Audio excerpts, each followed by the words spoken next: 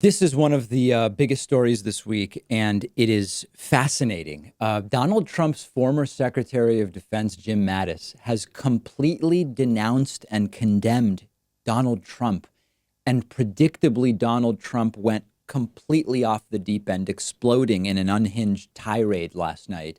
It's truly something. And I'm not aware of any time in history that a Secretary of Defense has denounced the president they served so brutally and so completely and so wholeheartedly. I asked for other examples yesterday on Twitter, was not given any. Now, I want to be clear. I'm not any particular fan of Jim Mattis. I'm not, I wasn't a big fan of Trump's former Secretary of State, Rex Tillerson, but it can't be denied that they were two of the calmer voices in Trump's administration who were even remotely connected to reality. Now, since leaving his position as Secretary of Defense, Jim Mattis hasn't said very much about Donald Trump. And he even said, I think it was about a year ago or so, roughly, that he doesn't really plan or think it's appropriate, I'm summarizing here, to criticize the sitting president, the president they worked for.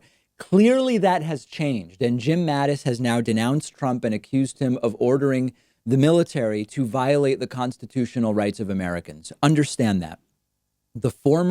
Trump's own former Secretary of Defense is accusing Trump of trying to violate the constitutional rights of Americans. Let's look at some of Mattis's letter. Then we will get Trump's explosive and completely predictable reaction. Mattis wrote, I have watched this week's unfolding events angry and appalled. The words equal justice under law are carved in the pediment of the United States Supreme Court. This is precisely what protesters are rightly demanding. It is a wholesome and unifying demand, one that all of us should be able to get behind. We must not be distracted by a small number of lawbreakers. The protests are defined by tens of thousands of people of conscience who are insisting that we live up to our values as people and our values as a nation. We must reject and hold accountable those in office who would make a mockery of our Constitution. Then Jim Mattis goes on to say in this letter, absolutely brutally, that, quote, Donald Trump is the first president in my lifetime who does not try to unite the American people, does not even pretend to try. Instead, he tries to divide us. We are witnessing the consequences of 3 years of this deliberate effort. We are witnessing the consequences of 3 years without mature leadership. We can unite without him, drawing on the strength inherent in our civil society. This will not be easy, as the past few days have shown, but we owe it to our fellow citizens, to past generations that bled to defend our promise, and to our children. Then Mattis, who, if nothing else, he chooses his words carefully, actually references Nazis, saying, quote, instructions given by the military departments to our troops before the Normandy invasion reminded soldiers that the Nazi slogan for destroying us was divide and conquer. Our American answer is in union there is strength.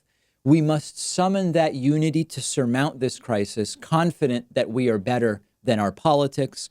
And then lastly, talking about the Constitution, which, like him or not, and I'm no big Mattis fan, he genuinely does seem to care about the Constitution, regardless of who it is that is in power, saying, quote, when I joined the military some 50 years ago, I swore an oath to support and defend the Constitution.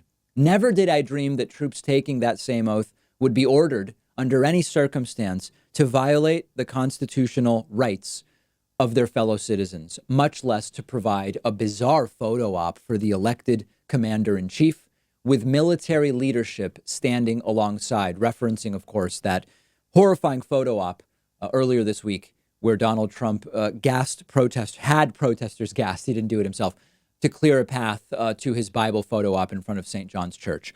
I am not aware of such a brutal takedown of a president by their own former Secretary of Defense. If you have an example, I am more than willing to see it. Now, Trump's reaction. You have to see Trump's reaction. When the Mattis letter was published yesterday, I was just waiting for Trump to go completely crazy. It took a couple of hours, but he eventually did, tweeting, quote, probably the only thing Barack Obama and I have in common is that we both had the honor of firing Jim Mattis, the world's most overrated general. I asked for his letter of resignation and felt great about it. His nickname was Chaos, which I didn't like, and changed to Mad Dog. His primary strength was not military, but rather personal public relations. I gave him a new life, things to do and battles to win, but he seldom brought home the bacon. I didn't like his leadership style or much else about him, and many others agree. Glad he is gone. Now, what's really amazing about Trump's response is that Trump's furious. You can see his anger. Trump is seething that his own former Secretary of Defense brutally has condemned him. But he can't really come up with much to criticize Jim Mattis with. He's an overrated general. Trump said that so many times. It's a milquetoast insult. I didn't like his nickname, so I changed it. Ooh, who cares? He was better at PR than military stuff. That speaks more about Trump's poor judgment of who to hire, right? Trump ran on, I will hire the best people.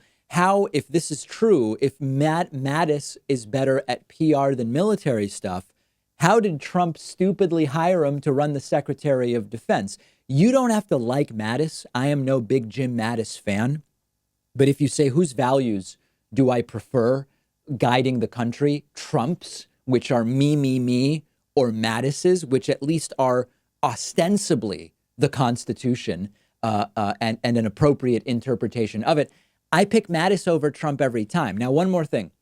Mattis seems to have the goods on Trump by all estimates. If Jim Mattis wanted to, he could actually reveal things about Trump that may be worse than anything we've seen. Yesterday, when the Mattis letter came out, New York Times Magazine's Robert Draper tweeted, quote, Mattis is still holding back, though. He's privately told friends that Trump's behavior is far worse than the reports and that the Republic is on shaky footing. He knows so much more than he's currently divulging. The reporting is a horror story. So if the truth is worse than the reporting, as Jim Mattis reportedly said, imagine what we don't know. Imagine what we might know in 4 weeks as Donald Trump continues to unravel. Part of that unraveling appears to be Trump's campaign looking at the 2020 map and panicking, and that's what I want to talk about next. If you love feeding your intellectual curiosity, but you're always struggling to find the time, check out one of my all-time favorite apps called Blinkist. Blinkist lets you consume an entire book on your way home from work. They take thousands of popular nonfiction books, condense each one into text or audio that you can get through in just 15 minutes, and you get all of the important core ideas and information from that book.